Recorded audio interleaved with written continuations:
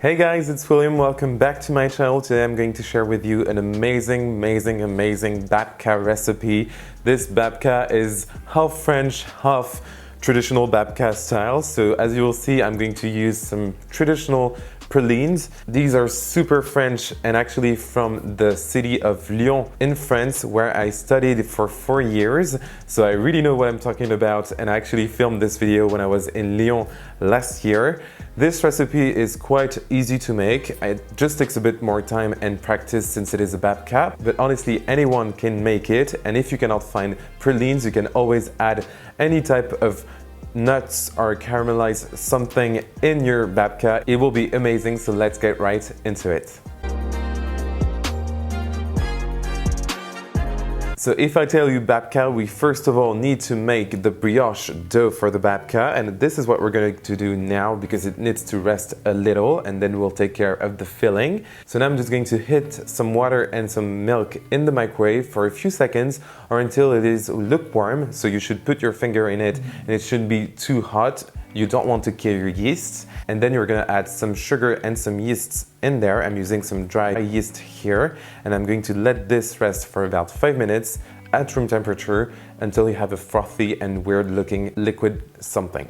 In the meantime, we can take care of the flour, and of course I have a lot of all-purpose flour here, to which I'm going to add a nice pinch of salt, but I'm also going to add some sugar just to make sure that our dough is sweet enough. And then I'm just going to sprinkle some vanilla extract in powder form, but you can definitely use liquid, and mix this just to make sure that the salt is distributed in the flour.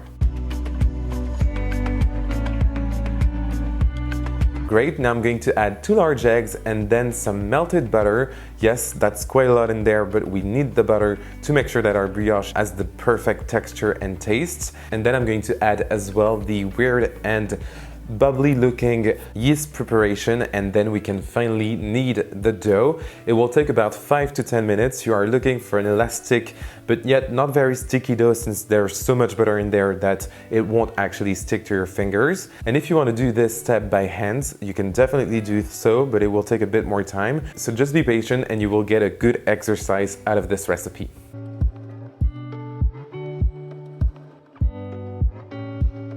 It's been 8 minutes, so my dough is looking amazing and well kneaded. Now I'm just going to let it rest for about 2 to 3 hours at room temperature. Your dough should at least double or even triple in volume, so it should really grow out, and then we can take care of the filling. While my dough is resting, it is now time to take care of the filling, and I'm going to use the pralines that I've mentioned in the intro of this video. So traditionally speaking, praline in French means that we have an almond that is caramelized in some pink sugar. And what's great with it is that you can actually melt it and create amazing caramel sauces, and it's just fabulous. You can also make some pralines tart.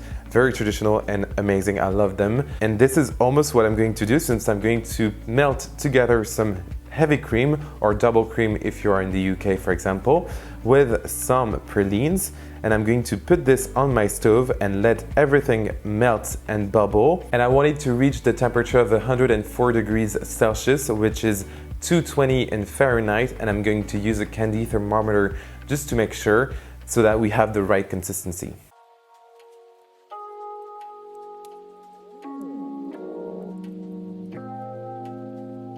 Once my caramel sauce reached the right temperature, I let it cool completely, and now it is at room temperature, and I'm going to add some more pralines into it just to make sure that we have the right texture, since now it's just a sauce, but we also want to have some pralines pieces all over the brioche. And so once I've cut my pralines, I'm going to add them and mix them to the preparation, and it will be fabulous.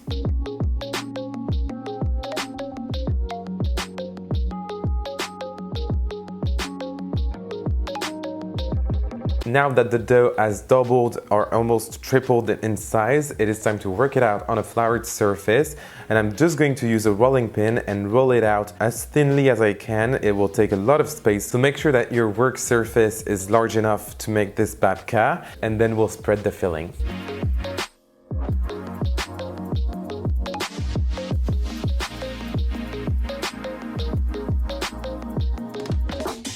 My dough is spread enough, so now I'm going to add my gorgeous praline filling on top of it, and as you will see, it will be gorgeous and actually quite messy since I'm going to roll everything together and then cut it and transforming it into a babka, and my caramel sauce was quite liquidy. So just make sure that your caramel sauce is thick enough, and if you end up with the same consistency as I have here, don't worry, everything works out really well in the end, and this babka just tastes amazing. So now you are just going to roll everything together, and then we'll cut the roll into two and then in half in the center so that we can create a braid with it.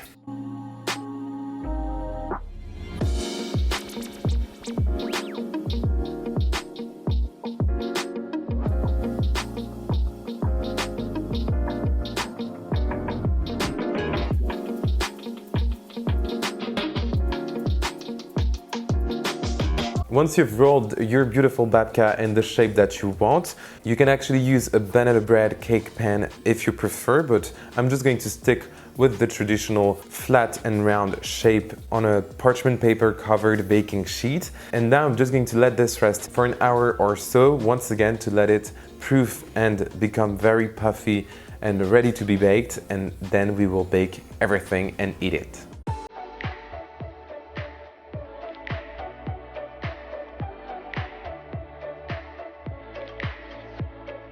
It is finally time to bake our beautiful babka in our preheated oven at 180 degrees Celsius for about 25 to 30 minutes, or until the babka is well cooked through. As you will see, it will be very sticky since there's a lot of caramel sauce coming from the babka, but it's oh my god amazing because this center will stay really chewy even after a few days.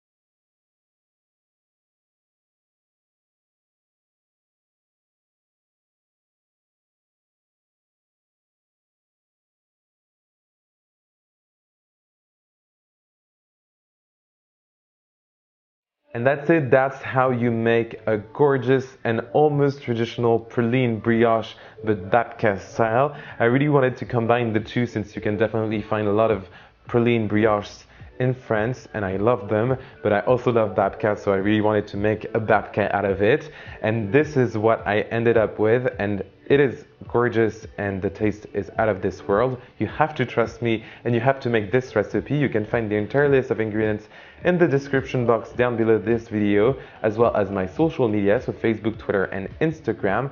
Don't forget to give this video a like and to subscribe to my channel. It really helps me grow on YouTube. And you can also leave me a comment. I will be very happy to respond, and see you very soon for another amazing recipe. Bye!